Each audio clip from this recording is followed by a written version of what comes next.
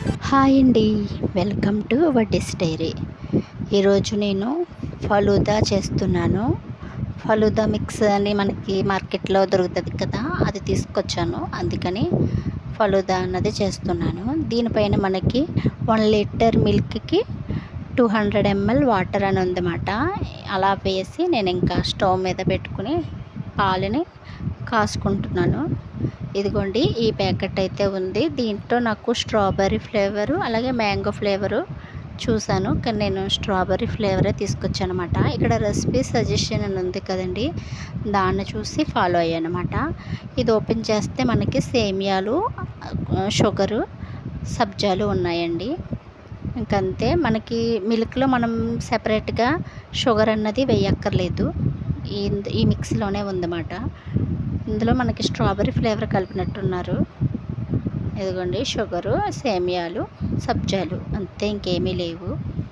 ఇవన్నీ మనము పాలు బాగా మరిగిన తర్వాత వేసుకున్నాను అనమాట ఈ మిక్సరు. ఇదిగోండి, పాలన్నీ బాగా మరిగినాయి కదా, ఆ తర్వాత వేసుకున్న వెంటనే కలపాలండి.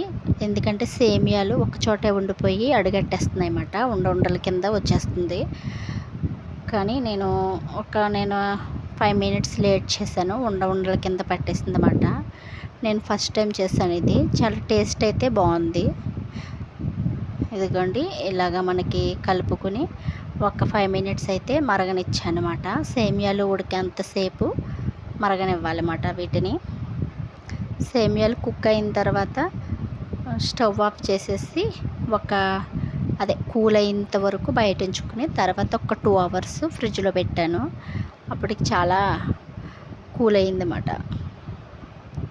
ఇక బాగా మరిగిన తర్వాత ఒక 10 minutes బయట ఉంచుకోవాలి. ఆ తర్వాత ఫ్రిడ్జ్లో పెట్టుకున్నాను 2 hours. 2 hours తర్వాత ఇదిగోండి, మనకి చిక్కబడింది అన్నమాట. టేస్ట్ అయితే చాలా బాగుందండి ఇది. దీన్ని ఐస్ క్రీమ్తో సర్వ్ చేయమన్నాడు, కానీ నా దగ్గర ఐస్ క్రీమ్ లేదు ఆ టైంలో. అందుకని నేను నార్మల్గానే సర్వ్ చేశాను. కాకపోతే కొంచెం సబ్జాలు కూడా నానబెట్టి వేశాను. టేస్ట్ అయితే చాలా బాగుంది. ఇందులో మ్యాంగో ఫ్లేవర్ కూడా ఉంది. ఇంకొకసారి అది ట్రై చేయాలి. ఇదిగోండి, ఎంతో టేస్టీగా ఉండే ఫలూదా అన్నమాట.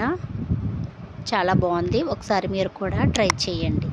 మీకు కనుక వీడియో నచ్చినట్లయితే ప్లీజ్ లైక్ చేసి, షేర్ చేసి, సబ్స్క్రైబ్ చేసుకోండి.